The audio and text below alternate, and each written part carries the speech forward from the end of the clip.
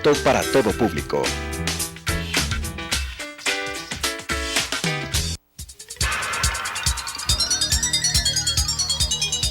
Las opiniones vertidas en este espacio por la producción y dirección del programa son de exclusiva responsabilidad de sus autores y de quienes intervienen en ellos.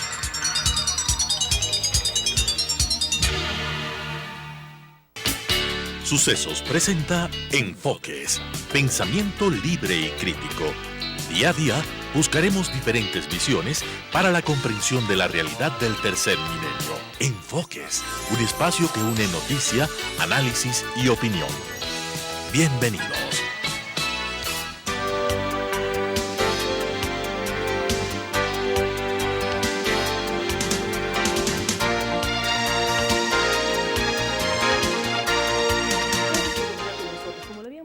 Tenemos la suerte en este momento de contar con la presencia de la doctora Paola Leone. Ella es la presidenta de la Academia de Ciencias de Ecuador. Doctora Leone, hoy es el Día de la Mujer. Fuera de micrófonos decíamos en la academia cuántos hombres y cuántas mujeres científicos hay. Hay áreas y áreas en las cuales las mujeres hemos incursionado, pero en algunas tenemos mayor presencia que en otras. ¿Qué pasa con las ciencias y el mundo ecuatoriano para las mujeres? Muy bien, muchas gracias. Buenos días, Claudia. En la academia tenemos actualmente 12 mujeres del total de 50 miembros. Las áreas que abarca la Academia de Ciencias son física, matemáticas, ciencias de la vida, ciencias sociales. Y lo que observamos es que de las 12 mujeres que tenemos en la academia están centradas en los temas de salud, medicina y biología. Otras áreas como matemáticas, física, veterinaria, ciencias sociales son solamente de los hombres. ¿Cómo ir enseñando a las mujeres a llegar a otros espacios? Usted tiene su doctorado en genética humana, tiene que ver con el mundo de la medicina, el mundo de las ciencias, de la salud, de la vida, en fin. ¿Cómo enseñar a las mujeres que el tema de las ciencias no es algo para varones?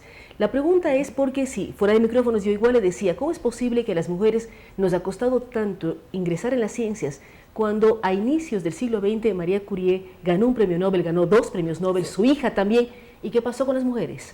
Bueno, la verdad es que creemos, y lo estamos trabajando, creemos que es un punto de educación, que tenemos que trabajar desde la educación primaria, que los niños, que las niñas, si sienten el deseo de poder incursionar por la ciencia, puedan hacerlo. Incluso hemos hecho una práctica, hemos puesto a los niños a dibujar. ¿Qué cree que es un científico? Y todos dibujan un hombre parecido a Einstein, con los pelos parados. Y un hombre, además. Y es un hombre.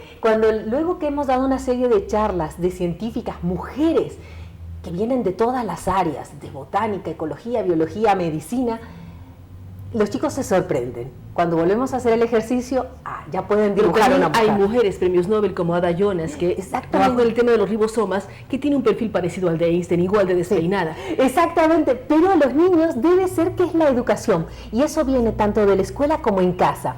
Desde los juguetes que les podemos dar para que empiecen a entretenerse.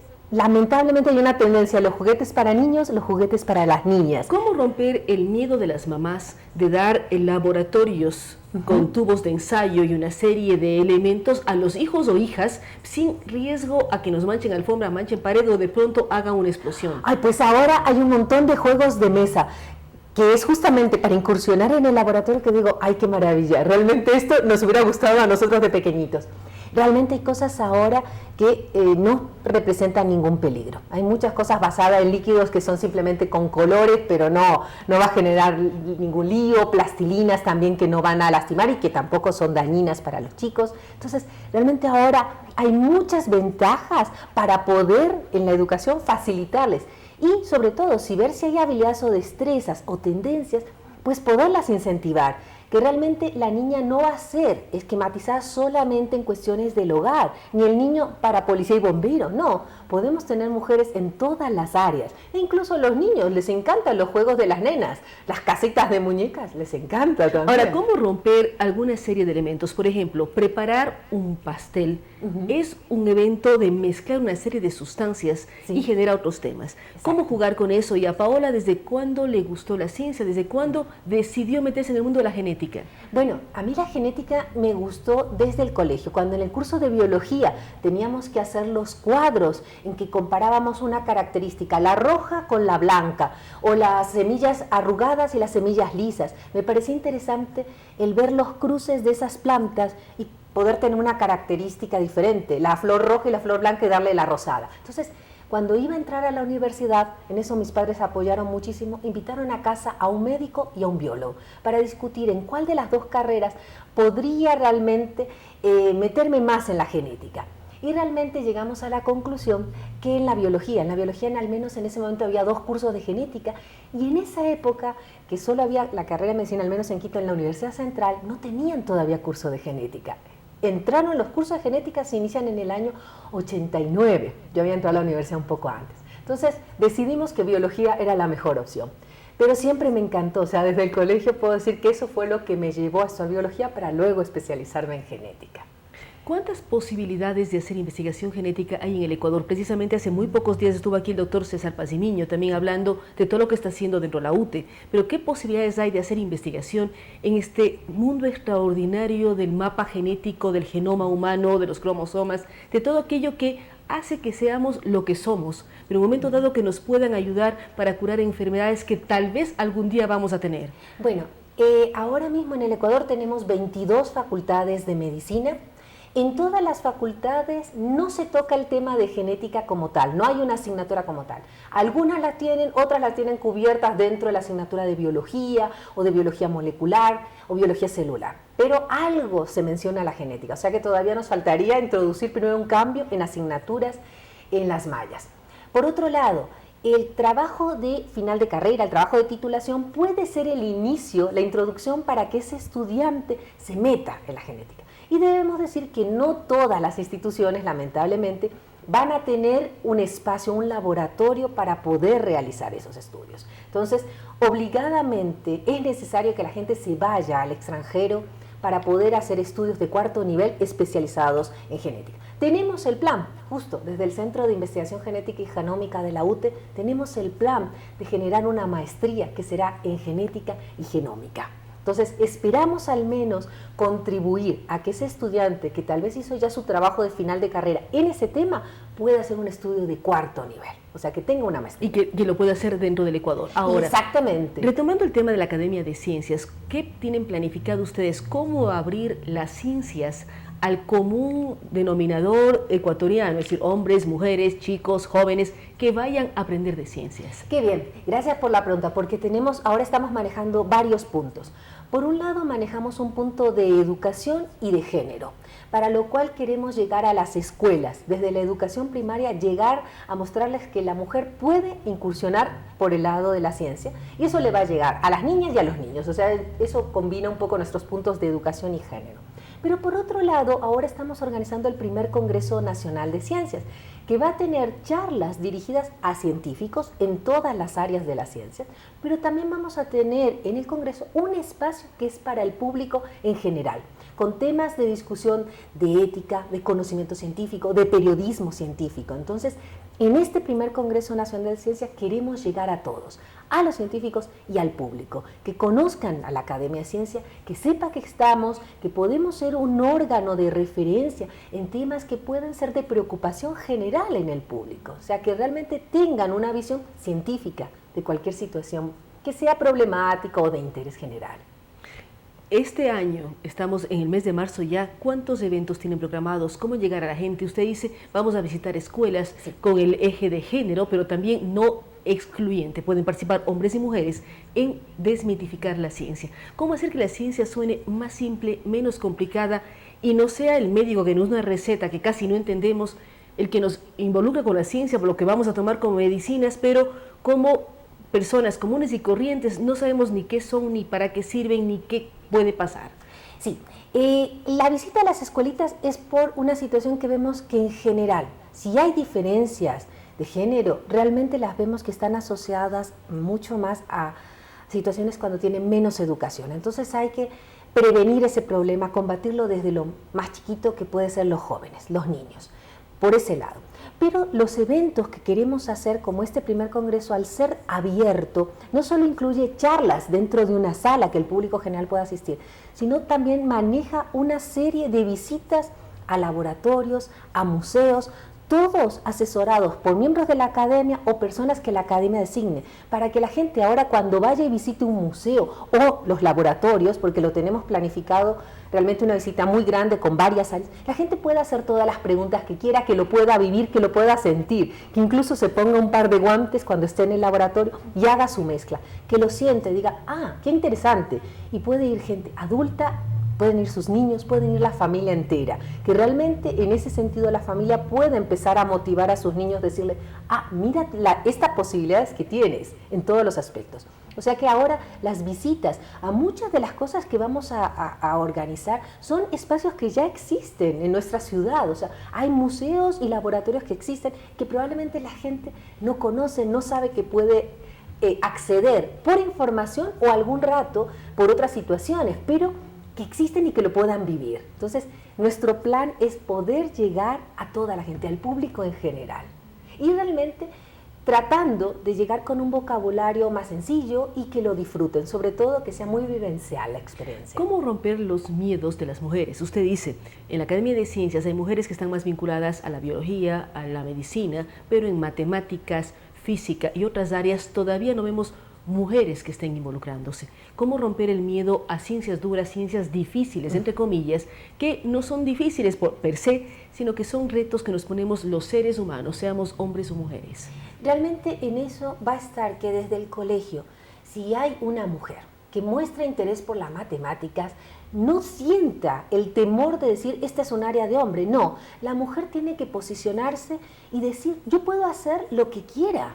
No hay campos que sean solo de hombres o solo de mujeres. La mujer debe decidir hacer lo que guste, el área que le guste, pero también tener el apoyo de la familia, porque claramente es un problema, lo estamos viendo, es educacional, es cultural. Usted nos pone como ejemplo su caso. A usted, su papá y su mamá invitaron a un médico y a un biólogo y decidió por qué carrera ir, por medicina o por biología. Sí. ¿Qué otras historias tiene de haber llegado al doctorado, de estar liderando la Academia de Ciencias? ¿Ha sido difícil por ser mujer o cómo ha llegado a donde está?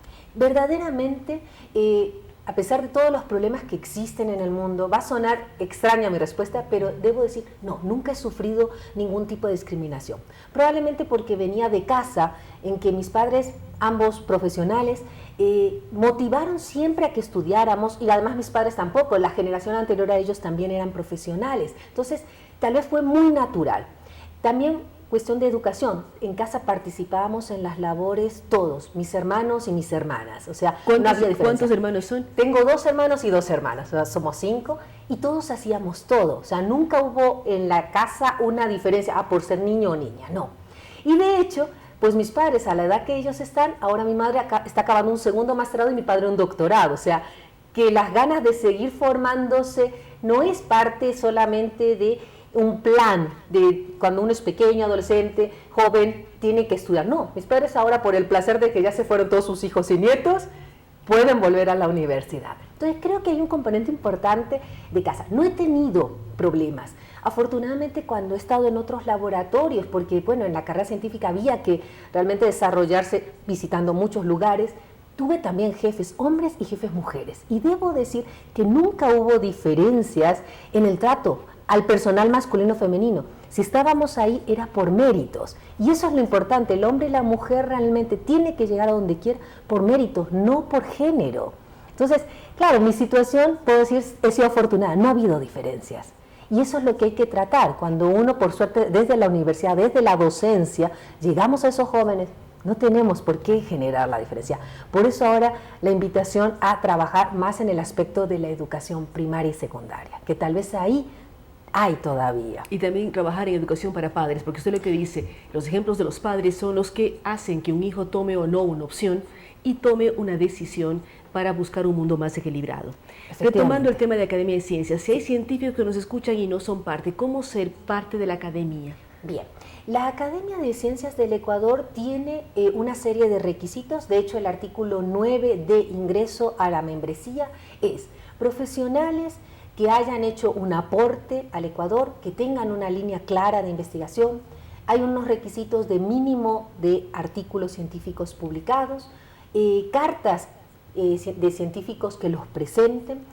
Todo esto pasa por un comité asesor que es nombrada por la directiva de la academia y finalmente por una asamblea general, votación secreta, todos los miembros aceptan o no esa candidatura. Entonces, sí es un proceso. Como en toda academia. Como toda academia. Si uno piensa en la de la lengua, en la de la historia, que son las más tradicionales que uno conoce en el país, tienen un proceso. Efectivamente. La idea, ¿cuál es? Es realmente que haya un grado de exigencia y siempre un seguimiento, que esos miembros que ingresan a la academia, que entran como miembros activos, sigan produciendo, sigan contribuyendo al país. Nuestra academia realmente es muy joven, ahora que mencionaba la de lenguas y la de historia, nuestra academia apenas tiene 4 años, entonces es realmente muy, muy joven. Entonces tenemos todavía mucho por hacer. Usted nos ha hablado de su familia, de sus padres, sus hermanos, de cómo no ha encontrado trabas al ser mujer en el mundo científico. ¿Qué mujeres científicas a usted le han marcado, le ha interesado su vida, su trayectoria o su ejemplo?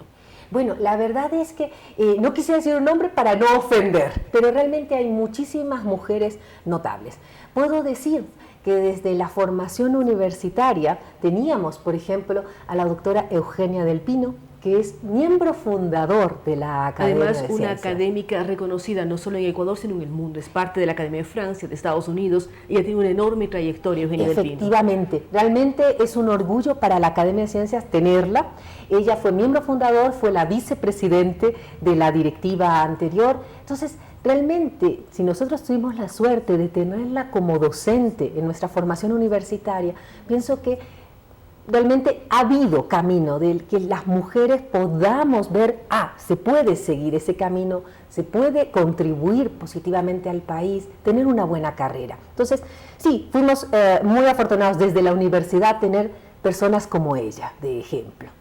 Y realmente en el camino, debo decir, hemos conocido muchísimas mujeres muy valiosas, tanto a nivel nacional como a nivel internacional. Podemos decir que hay mujeres brillantes, que están trabajando en el día a día, en la ciencia también. Y bueno, mi formación en España, en el Reino Unido, vemos que esas mujeres probablemente también han contribuido porque tienen grupos potentes en lo que es ciencia. Entonces, creo que ha sido bueno tener esos ejemplos. Y ojalá los jóvenes aprecien que durante la formación universitaria no es solamente el fondo de la asignatura, sino también las personas que puedan estar atrás impartiendo ese conocimiento, poder entender quién está ahí, cómo se lo está contando, quién es. Entonces, ese personaje también debe ser ejemplo. Puede uno en la universidad formarse no solo en ese conocimiento específico, sino también el ejemplo personal, ¿no?, de ese profesor. Es decir, es la mezcla de la docencia también, que es importantísimo. Usted habla de formar a niños en primaria, en secundaria, pero también la docencia universitaria que marca ejemplos. Sí. Si usted tendría, y tiene la posibilidad en este caso de estar en un medio, de hablar con o comunicarse con mujeres, ¿cómo hacer que niñas y jóvenes y adolescentes rompan el miedo a trabajar en ciencias? Realmente no hay que tener miedo, porque a veces en casa o la sociedad marca diciendo, no, tienes que tener unas metas, sobre todo familiares, tienes que cumplir con casarte y tener hijos. Si realmente sientes que esa nena le gusta la matemática, le gusta la física, siente que quiere hacer el ejemplo, el proyecto de ciencias de un volcán, hágalo. Quiere ver las estrellas, estudie astronomía. O sea, realmente, si siente que algo le motiva, hacerlo. Porque no porque se va a casar y tener hijos va a ser suficiente, tiene que tener también una satisfacción de sus intereses. Y sus intereses son tanto lo personal como lo profesional. Que haga caso a esa motivación, que lo luche, que lo trabaje. ¿Y cómo enseñar que se puede combinar la parte de la maternidad, la casa, el hogar, los hijos y el mundo profesional o científico? Pues simplemente organización. Si teníamos a Marie Curie, que estaba casada, que tuvo 2 hijas, ella pudo combinar sus situaciones y probablemente en esa época no era tan común como ahora las guarderías. O no había celulares y móviles que nos llamaban y nos decían, algo pasa. Algo pasa y uno sale corriendo y hay transporte público o si tiene carro, mejor. Realmente se puede combinar, uno puede organizarse maravillosamente. Tampoco dejarle a los niños a los abuelitos, pues los abuelos ya cumplieron con su plan de educar a sus hijos. Ahora, por suerte, incluso ya vemos, hay guarderías que cierran tarde, considerando a ese hombre y esa mujer trabajador. Entonces, hay posibilidades de desarrollarse en los 2 campos y es solo organización. Realmente, mientras los nenes están en la guardería, en la escuela o en el colegio, la mujer puede desarrollar su trabajo perfectamente. También ahora se está dando un boom importante al teletrabajo. Entonces, realmente hay maneras. Yo creo que ahora hay menos posibilidades de decir no puedo hacer algo. Yo creo que ahora el mundo da muchas posibilidades. El mundo de posibilidades y romper los límites mentales que todos tenemos. Sí. Es el primer paso, es decir, sí puedo y lo voy a lograr. Sí, perfectamente. Para terminar, doctora, ¿cómo acudir a la academia? Vemos que hay problemas en el país, uno piensa en epidemias de Zika, en temas de dengue. ¿Cómo o cuál debería ser el papel de la Academia de Ciencias del Ecuador cuando hay temas de salud pública y una serie de elementos que involucran al mundo científico y a veces no sabemos a quién acudir? Bueno, la Academia de Ciencias maneja una hoja web en la que esperamos que si tiene cualquier comentario, cualquier pregunta, no duden de hacerlo. También tenemos una hoja de Facebook en la que pueden preguntarnos cualquier situación y también manejamos un Twitter.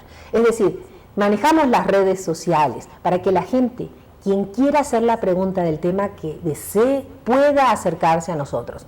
Tenemos un equipo que está encargado específicamente de la comunicación. Por lo tanto, estamos abiertos, esperando sus preguntas, que nos contacten. O sea que con las 3 redes, web, Facebook y Twitter, esperamos poderles colaborar en cualquier cosa. Además, hablamos de ciencia del siglo XXI. Gracias a la doctora Paola Leone. Recordamos que ella es la directora de la Academia de Ciencias del Ecuador. Nos ha hablado sobre su experiencia personal, la importancia de la ciencia, pero también el romper una serie de límites mentales que tenemos cuando hablamos de mujeres científicas.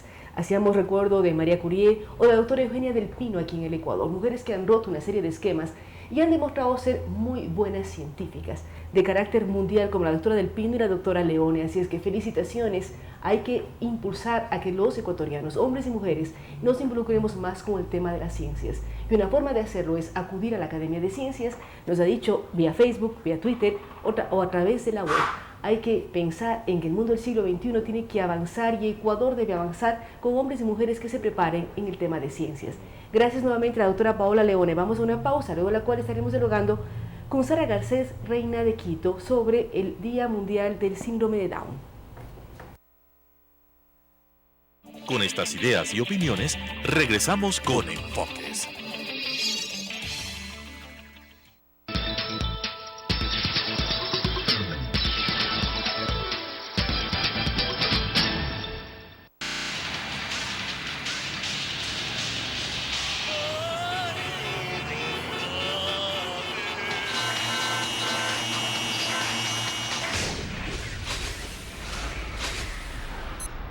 Tómelo con calma.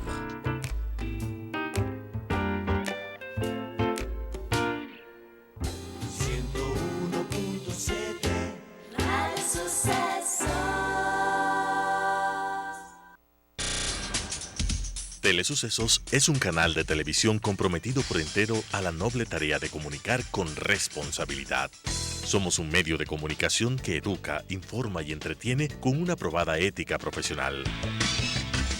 Canal 29 se identifica plenamente con la nueva televisión de vanguardia. Somos Telesucesos, porque Quito TV.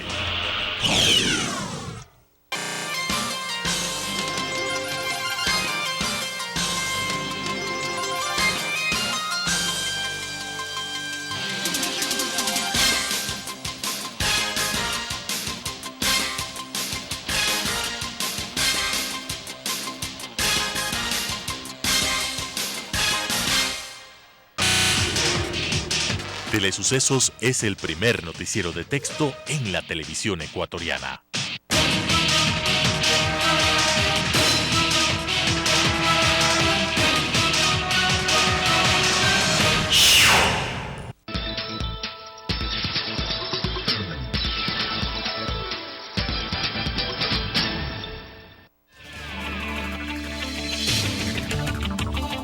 Con nuevas ideas y opiniones, estamos de vuelta con Enfoques.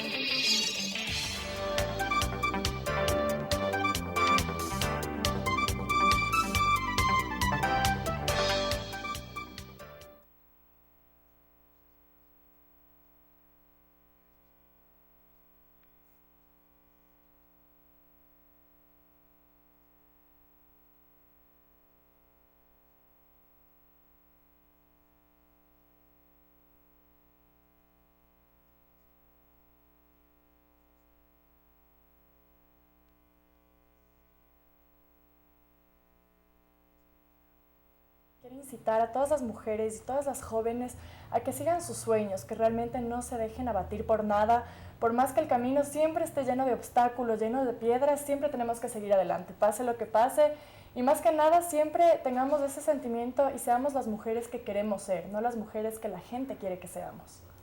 Ustedes están, Sonia, trabajando en lo que significa el Día Mundial del Síndrome de Down. ¿Cómo mirar el síndrome de Down, los chicos que padecen esta enfermedad genética? ¿Cómo mirarlas? ¿Cómo tratar de apoyar y hacer que la ciudadanía entienda lo que significa un niño o niña que tenga síndrome de Down?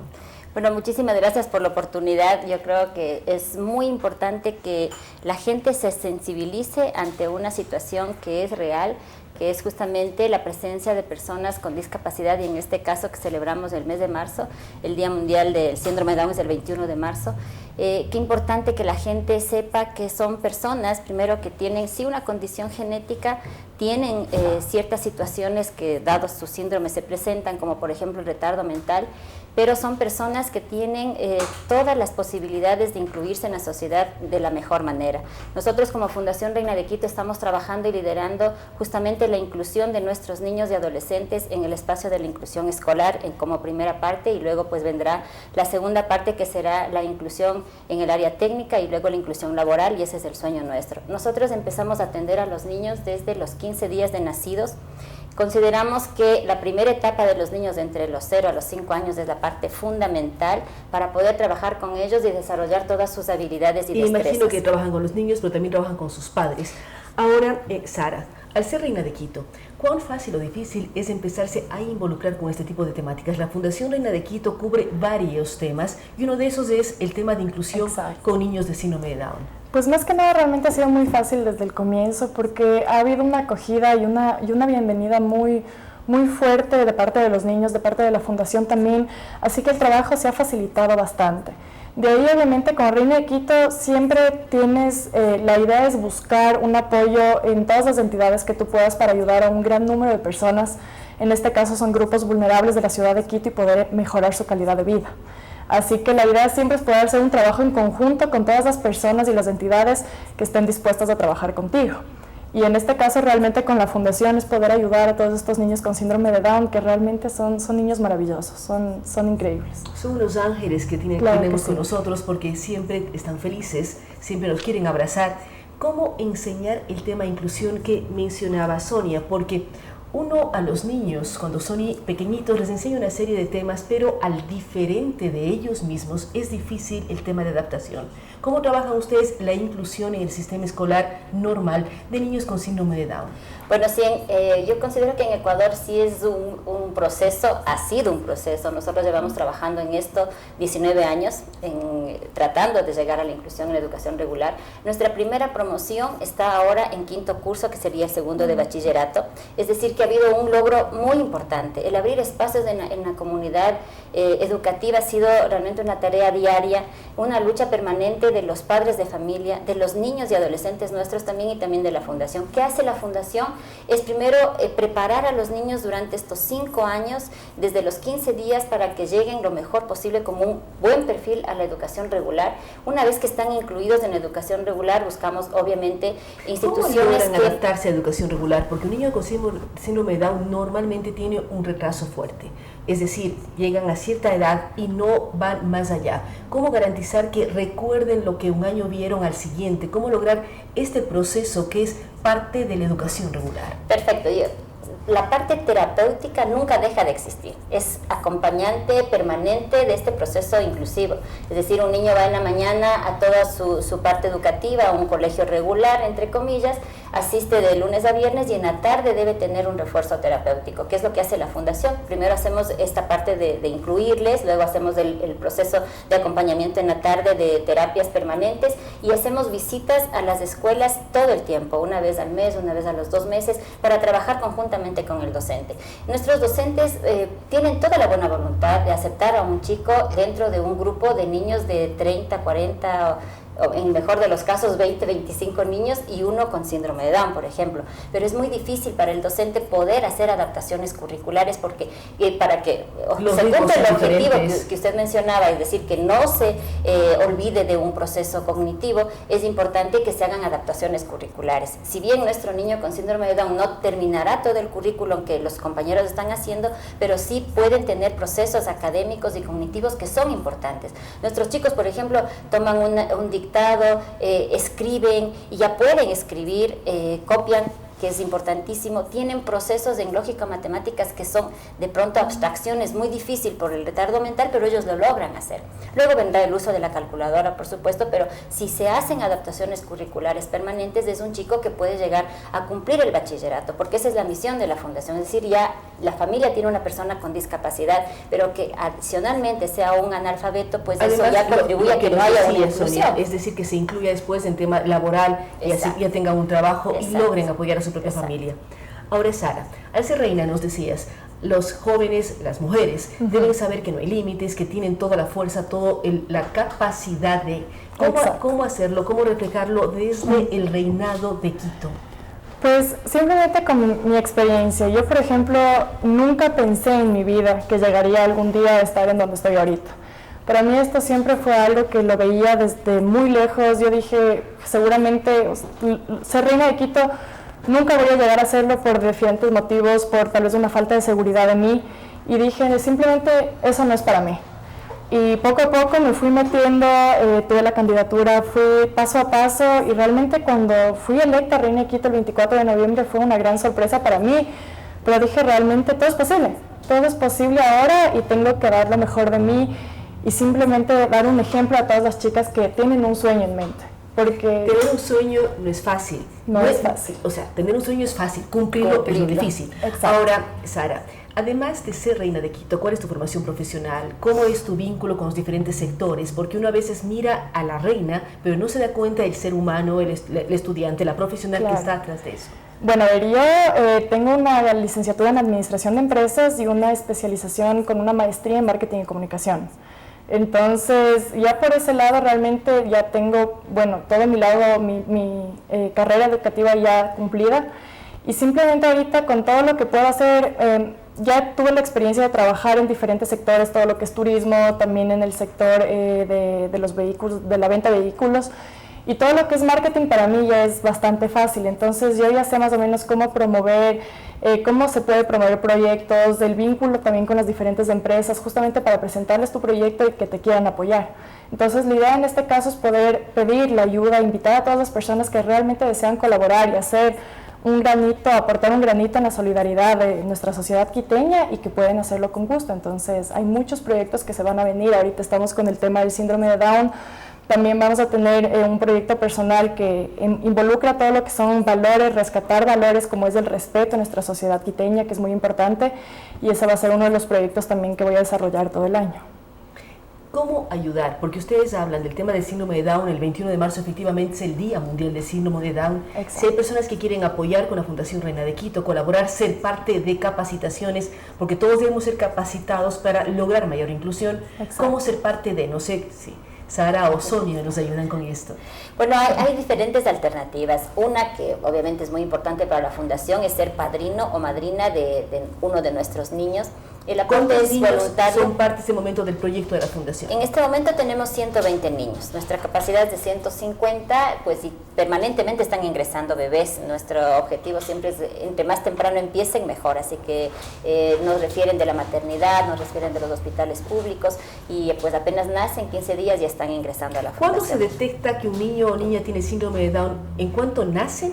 Sí, ya obviamente depende del médico, de cómo evalúa y se hace el examen en al primer momento que nace el bebé. Luego se pide un examen que es muy importante, que es el examen de los cromosomas, que es el cariotipo, y con eso se corrobora la información o el diagnóstico que el médico ya ha presumido, y luego pues ya viene el examen de cariotipo. Ahí sí se comprueba que tiene o no síndrome de Down. Una vez que la familia tiene la certeza de que tiene síndrome de Down, pues acude a un centro terapéutico o el médico refiere pues que ya tenga terapias, y entre esos centros está la Fundación Reina de Quito. Debo decir que es uno de los centros que empieza en más temprana edad.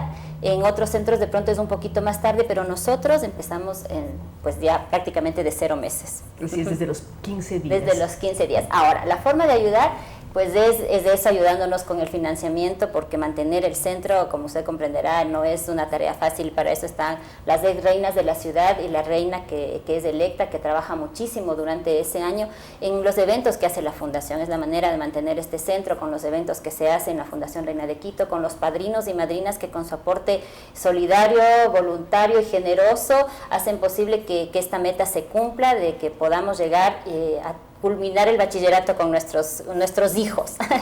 Y pues también está el poder acudir de alguna manera. Nosotros tenemos convenios con las universidades y hay chicos jóvenes que están estudiando y que cumplen sus horas de labor social. También hay un espacio para eso. Nos ayudan también de pronto con algo muy puntual como material didáctico, por ejemplo, que se requiere en ciertas aulas. Esa es otra manera de apoyarnos. O nos facilitan el que podamos de pronto salir con nuestros niños a ciertos espacios en la comunidad, como ir al zoológico, y una empresa nos ayuda, por ejemplo, a que desde el transporte hasta toda la logística que eso significa. Pues esa es la manera de apoyar el centro. Hay diferentes formas de apoyar. Hay diferentes formas. Y yo creo que la principal forma de apoyar a una persona con síndrome de Down es abrir primero nuestra mente y nuestro corazón y el espacio en donde estemos. Si estamos en el ámbito educativo, qué maravilla que a nuestros hijos, por ejemplo, que no tienen ninguna discapacidad, podamos darles ya esa motivación de que va a haber un compañerito que tiene esta situación, pero que puede lograr. Nosotros lo único que pedimos a la sociedad es la oportunidad para que nuestros niños se incluyan. Iba a decir hijos, porque obviamente estamos 19 años trabajando con ellos y son parte ya de nuestra... Son hijos. Para terminar, Sara, mensaje para las jóvenes. Quienes quieren de pronto incursionar en ser reinas, en hacer ayuda social, en ser y cumplir esos sueños de los cuales hablábamos. Es decirles que es algo maravilloso, y yo pienso que todo el mundo debe tener una oportunidad en la vida de poder ayudar a los demás, así sea aportando un grano de arena, pero eso es algo que nos llena el alma, nos complementa como seres humanos, y yo creo que es algo parte fundamental de la vida de cada persona.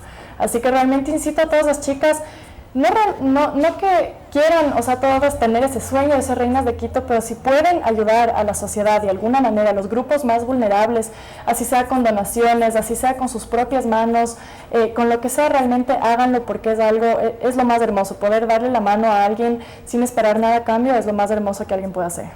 Muchísimas gracias a Sara Garcés, Reina de Quito, y a Sonia Inostroza, quien es parte de la Fundación Reina de Quito y trabaja en este Centro de Administración Terapéutica que lleva a cabo el apoyo a los niños con síndrome de Down. Muchísimas gracias a las dos. Pensamos que la labor que realiza la Fundación Reina de Quito es muy importante, de apoyo a personas que lo necesitan. En este caso, niños con síndrome de Down y otros espacios que garantizan que la sociedad sea más incluyente. Trabajar en ello es importantísimo. Se ha hablado del tema de género, inclusión a las mujeres, pero también uno tiene que pensar en otras personas como niños y personas con discapacidades que deben ser incluidas en todos los sectores. Gracias nuevamente a las dos invitadas. Vamos a ir a una pausa, luego de la cual estaremos dialogando con la asambleísta en funciones y reelecta Mae Montaño.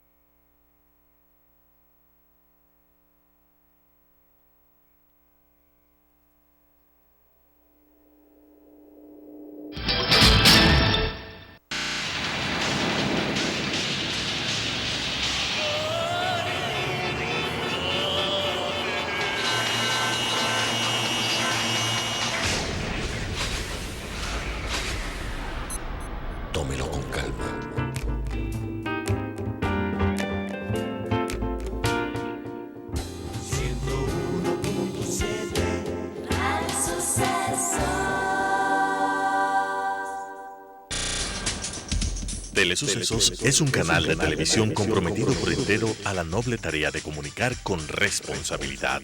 Somos un medio de comunicación que educa, informa y entretiene con una probada ética profesional.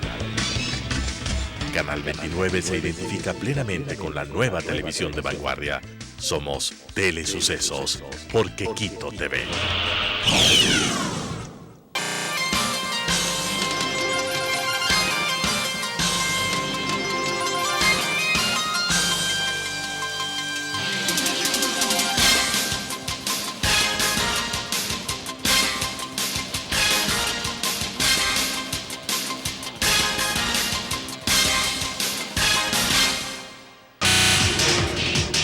Telesucesos es el primer noticiero de texto en la televisión ecuatoriana.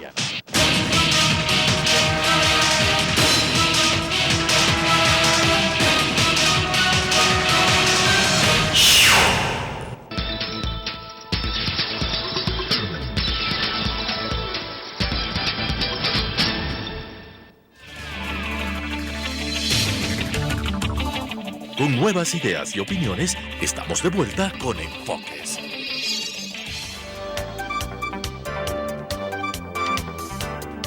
Por estar con nosotros. Estamos dialogando con Mae Montaño. Ella es asambleísta en funciones y ha sido nuevamente asambleísta electa a nivel nacional. Queremos conversar, Mae, de varios temas. Uno es el tema obligado del día, es Día de la Mujer. ¿Qué significa para Mae un 8 de marzo? Que al mismo tiempo de ser mujer, es afro, ha sido madre, una serie de elementos, cómo lograr demostrar a las nuevas generaciones que sí es posible hacer lo que ha hecho Mae al ser nuevamente asambleísta. Ay, muchísimas gracias, mi querida Claudia, por esta oportunidad. Un gusto hablar de un tema tan importante, con una mujer tan importante, que ha hecho y que desempeña roles a favor de las mujeres. Así que yo creo que voy a empezar recordándole a la gente, a través de una felicitación muy especial, a la doctora nuestra presidenta y a su hermana, que están dedicadas a esa tarea. Así que yo creo que es hora también de recordar el presente, porque a veces como que conmemoramos el pasado, y está bien. Yo creo que es hora de rendirle pleitesía y de recordar esas luchas. Es que uno valora el presente en base a recordar el pasado que nos ha ido formando. Sí. Lo que decía, Rosalía Ortega fue presidenta, pero sí. Que nacen del pasado, pero que están en el presente. Pero están en el presente. Vigentes. Entonces hay que recordarlas, porque a veces como que nos olvidamos, ¿no? Entonces, a una mujer como Rosalía, que no está en la política activa, pero que está desempeñando un rol tan importante a favor de los maestros, a favor de la educación, pero a favor de la formación de los líderes y lideresas, que hay que decir ahora, jóvenes, para que se incorporen al desarrollo político del país. Son tareas que hay que recordarlas y que hay que felicitarlas y reconocerlas. Y tú junto a ella en esa tarea. Así que empiezo por eso. Pero yo digo que sí, que hay que conmemorar, pero que sobre todo hay que recordar que los retos en defensa de las reivindicaciones de los derechos de las mujeres permanecen. Esta reivindicación y este 8 de marzo, que surge a partir precisamente de buscar mejoramiento de las mujeres en el ámbito laboral, ha tenido que extenderse a otras áreas que son importantes y que ya deberían haber sido superadas. Estamos todavía luchando porque las mujeres tengamos el derecho a una vida libre de violencia. Parece mentira, pero así es. En este tiempo que con fuerza se vive aún eso. Entonces, luchar por una vida libre de violencia se hace indispensable, porque sin eso difícilmente podemos gozar de los derechos políticos como lo merecemos. Y de todos los derechos. Si tenemos violencia intrafamiliar, difícilmente podemos ir a una escuela, ir al colegio o ir a trabajar. Exactamente. Y yo digo que, claro, esa lucha por una vida libre de violencia, por una vida libre de distintas formas de discriminación, sabe que las mujeres por condición étnica, por situación económica, porque son pobres, también son discriminadas, y eso es una porque son feas o porque son bonitas, porque igual hay carga en ambos lados, o porque son bonitas también, piensan que una mujer bonita es igual a menos inteligente. Exactamente. Todas esas formas de discriminación persisten y también constituyen un tema en la agenda de las mujeres. ¿Qué ha pasado, Mae, en los últimos 10 años? Se habla de una década ganada. ¿Hemos ganado las mujeres en estos últimos 10 años? No, ha habido para mí un proceso de estancamiento y es una década perdida. El tener 3 mujeres liderando la asamblea y X mujeres de ministras, ¿no ha significado avance? No ha significado avance. Inclusive cuando internacionalmente se dice que el Ecuador ha avanzado mucho, mucho, mucho en el tema de derechos políticos, simplemente porque en la Asamblea, bueno, yo no voy a decir que simplemente, le digo, solamente porque en la Asamblea hay un 40, ahora un 38%. Se bajaron 5 escaños de mujeres. Exactamente. Entonces, eso es el gran logro. Pero todavía a nivel de los gobiernos locales, esa deficiencia es inmensamente grande. Solamente a nivel de prefectas tenemos 2 de 23. Tenemos menos del 10% de mujeres alcaldesas en el país. O sea que... Y somos más de la mitad de la población, sí, ese es el problema. Exactamente, los derechos políticos están por verse. Hay una cosa, antes de abordar el tema más político, que yo creo que es necesario. En la lucha por una vida libre de violencia, por una vida libre de formas de discriminación y de los derechos políticos, nos hemos olvidado de algo muy importante, que es la lucha de los derechos económicos de las mujeres.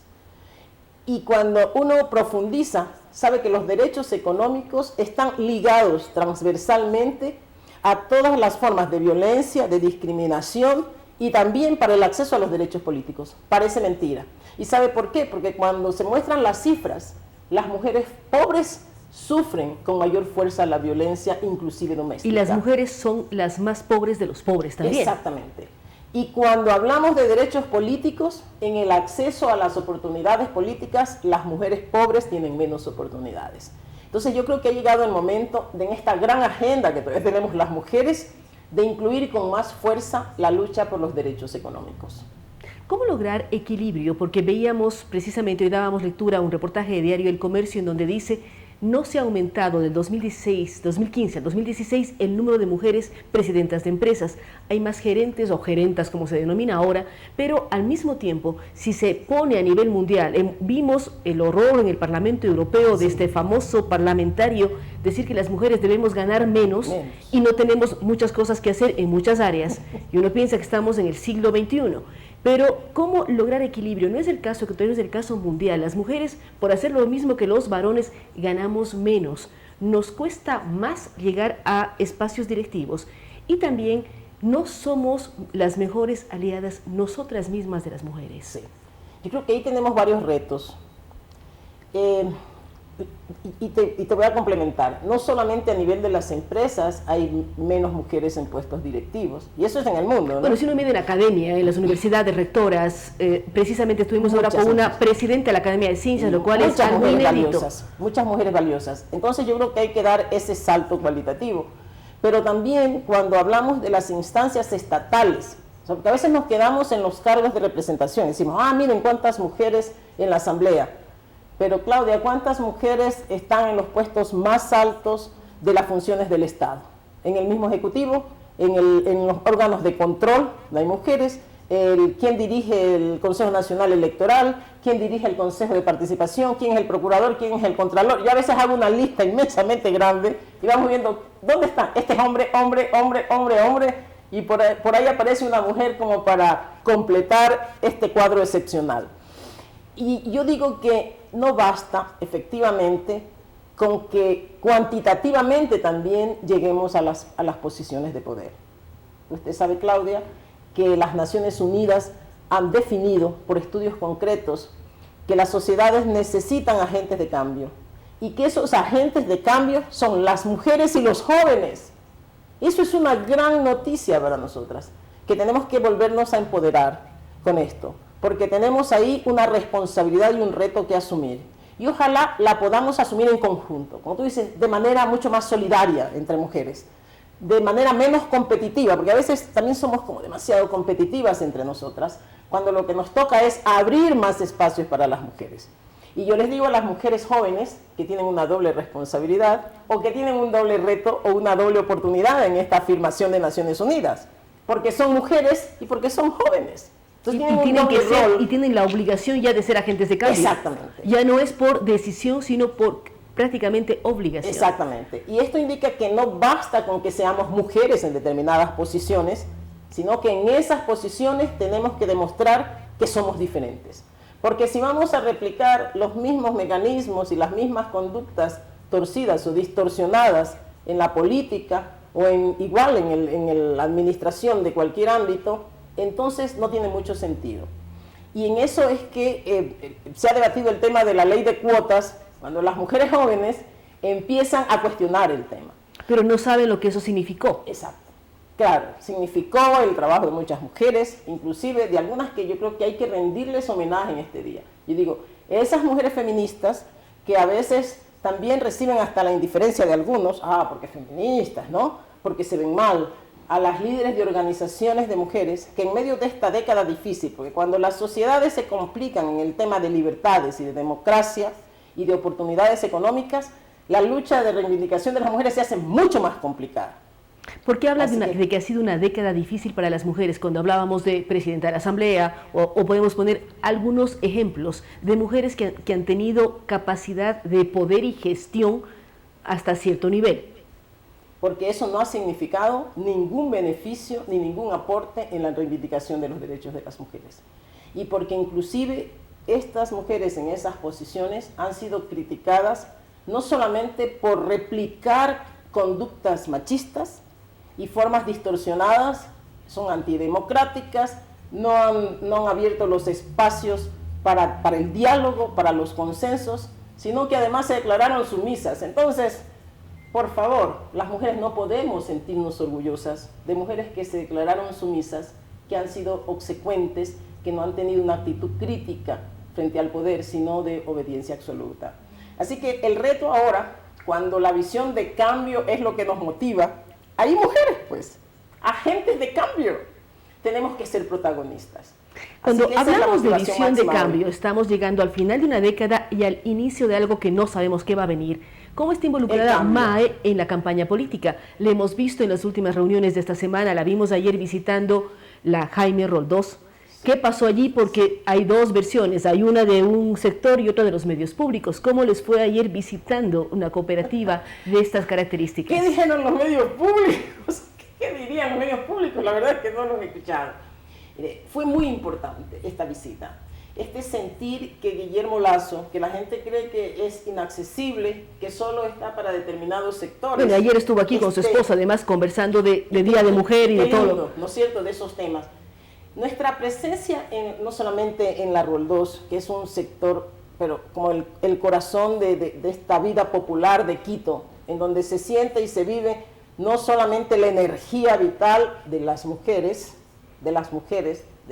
pobres, que luchan por la supervivencia, que luchan por la educación de sus hijos, esas heroínas anónimas que no salen en la pantalla, que a veces sus nombres no quedan registrados. Ellas son como una muestra de estos millones de mujeres en el Ecuador, por lo menos yo creo que en el mundo, que luchan cada día, a veces madres solteras, pero que están en las calles vendiendo lo que sea, pero sacan adelante a sus hijos, a veces perseguidas, no les importa la inclemencia del tiempo, del sol. Y ahí habían muchas de estas mujeres, inclusive vendiendo en las esquinas. Así que eso me recordó un poco a mi madre, ¿no? Y yo estaba tan contenta de estar ahí. Pero sentir esta energía popular es bueno para alguien que va a ser presidente, que se vincula a la realidad, como lo ha venido haciendo ya. ¿Va a ser presidente o es candidato? ¿Por qué dice para alguien que va a ser presidente? Todavía las elecciones falta unas semanitas para el 2 de abril. Pero estamos trabajando para eso. Yo estoy decidida a dejar todo, en términos del fútbol y de los deportistas, a dejar todo en la cancha, junto a nuestro líder y junto a toda la militancia, no solamente de Creo Ahora, sino de las organizaciones aliadas a Creo y de todas las que en este momento se han unido. Yo creo que hay que celebrar eso también, ¿no? Esta posibilidad de la unidad que ha traído la segunda vuelta. Hay que celebrar ustedes, pero las críticas dicen cómo armaron una chanfaina, una fanesca, y dicen dónde quedó la ideología cuando apoyan a un banquero, dónde quedó la ideología y los principios de MAE apoyando a un banquero. Los principios míos han estado siempre muy claros. Yo soy una mujer que busca oportunidades. Y yo digo que como ejemplo de vida, o sea, como un testimonio de vida más bien, más que como ejemplo, mi vida y la vida de mi familia que vivía en extrema pobreza cambió el día en que conseguí un trabajo como maestra, y era un trabajo permanente y digno, y pude apoyar a todos. Y cuando Guillermo Lasso propone eso para los ecuatorianos, él es un convencido de que el empleo es la mejor política social. Sí, pero al mismo tiempo, decíamos medios oficiales, de los medios oficiales el mayor titular no es el Día de la Mujer, sino es aniversario del feriado bancario. Mira, imagínate, confundir y convertir el Día de la Mujer en un mecanismo de oportunismo político, en un momento de oportunismo político para buscar votos, para hurgar en la herida. Ayer alguien me decía eso, yo le digo, yo te tengo que decir que no son ustedes que pretenden, algunos creo que ni siquiera les tocó el feriado bancario. Y le digo, yo sí te puedo decir que fui afectada por el feriado bancario, porque en ese tiempo yo dirigía una organización que trabajaba en beneficio de las mujeres. Yo sí podría ahora entonces hacer un recordatorio de eso. Yo trabajaba por mujeres que sufrían de violencia, y niños y por jóvenes, y en esa ONG nuestros fonditos que eran para los proyectos se perdieron en el feriado bancario y tuvimos que pagar nosotras, que éramos voluntarias además, que ni siquiera ganábamos sueldo, tuvimos que reponer esa plata que perdimos. Nosotros hemos sido afectados por el feriado bancario, no aceptamos y no justificamos. Lo que no les permitimos a ustedes es que a un inocente ustedes le hagan culpable del feriado bancario cuando los responsables están viviendo en Miami, cuando los responsables de pronto están vinculados al mismo gobierno, son familiares del actual presidente, y cuando han pasado 10 años y ustedes ni siquiera han podido encontrar algo que inculpe a Guillermo Lasso. ¿Por qué durante 10 años, como ha dicho él, debería estar en la cárcel? He estado en el Ecuador, no me he ido a Miami, he estado aquí trabajando y produciendo para el país. Pero además les digo, ustedes en 10 años no han resuelto los problemas humanos que se generaron en el feriado bancario, que permanecen vigentes, y lo que han hecho de manera grosera es lucrarse políticamente de la herida, porque hurgan cada vez en la herida.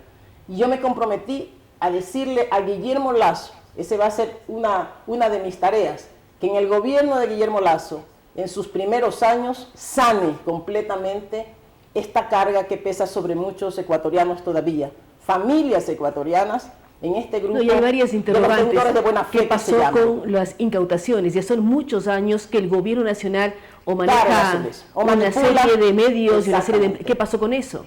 Ahí está, o sea, ellos son usufructuarios de eso, de esa herida profunda de los ecuatorianos, de los bienes incautados, de las empresas incautadas. Entonces, con desvergüenza utilizan el Día de la Mujer, no sé para qué, para recordar, pero no sabemos qué. Esa manipulación política tiene que ser... Sí, hoy día es aniversario del feriado bancario y ayer el aniversario de los diputados de los manteles. Linda combinación, ¿verdad? ¿Y quiénes fueron los autores de los diputados de los manteles? Los mismos usufructuarios de esta década perdida.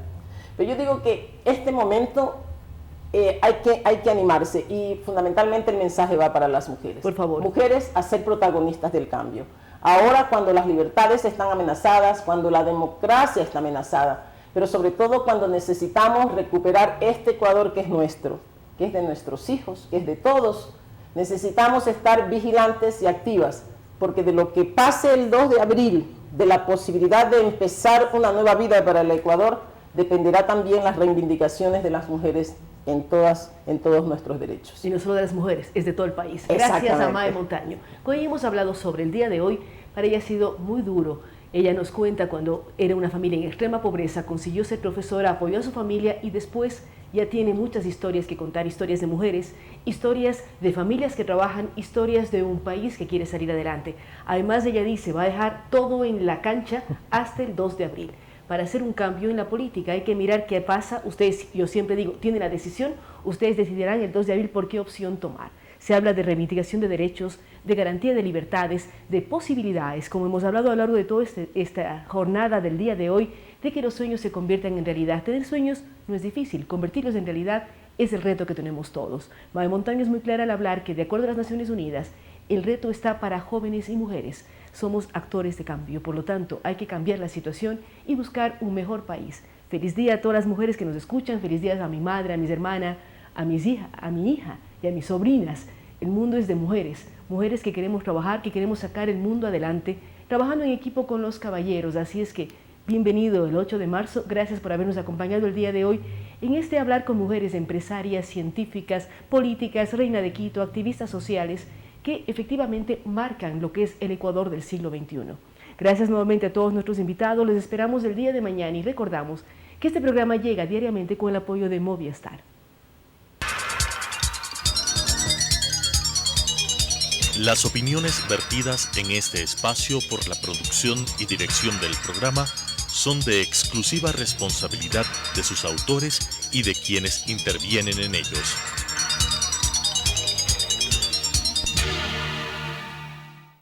Sucesos presentó Enfoques.